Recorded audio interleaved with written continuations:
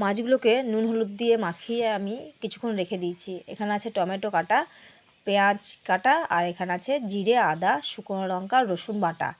কড়াইয়ে তেল দেখো গরম করতে দিয়ে দেবো। মাছগুলোকে তেলটা ভালোভাবে গরম করে নিয়ে হালকা মাছগুলোকে ভেজে নিতে হবে।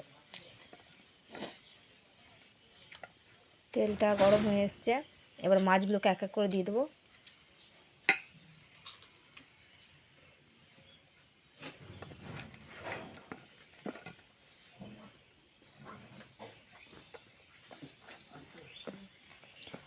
মাছগুলোকে বেশি কড়া করে ভাজবো না, হালকা ভেজে নেব। মাছগুলো ভাজা হয়ে গেল, তারপর মাছগুলোকে একটা জায়গায় তুলে নিলাম। তারপর তেলের উপর দিলাম একটু চিনি, একটা শুকনো লঙ্কা, কাটা পেঁয়াজ। এবার ভালো করে ভেজে নেব পেঁয়াজটাকে। তারপর কেটে রাখা টমেটোগুলো দিয়ে দেবো।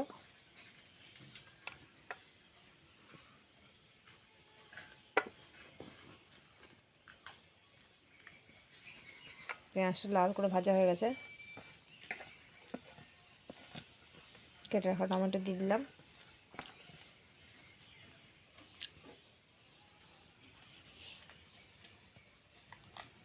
এর মধ্যে বেটে রাখা মশলা দিয়ে দেবো।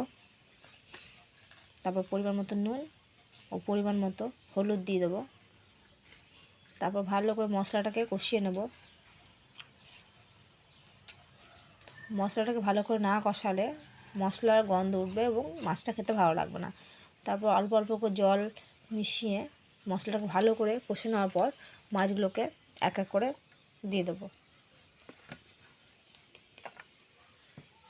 মাছগুলোতে ভালো করে মশলাটাকে মাখিয়ে নেব। তারপর একটু জল ওর মধ্যে দিয়ে দেবো, দিয়ে ঢাকা দিয়ে 10 মিনিট মতো রেখে দেবো এবং গ্যাসটাকে একদম কমিয়ে দেবো। এটা অল্প গ্যাসে রান্নাটা খুব ভালো হবে, আর গ্যাস যদি ফুল দেওয়া থাকে মাছগুলো গলে যাবে। তাই এটা হালকা আঁচে এটা রান্না খুব ভালো হয়, তাই গ্যাসটা আমি একদম কমিয়ে দেবো। তারপর 10-15 মিনিট রাখার পর মাছ রেডি হয়ে যাবে।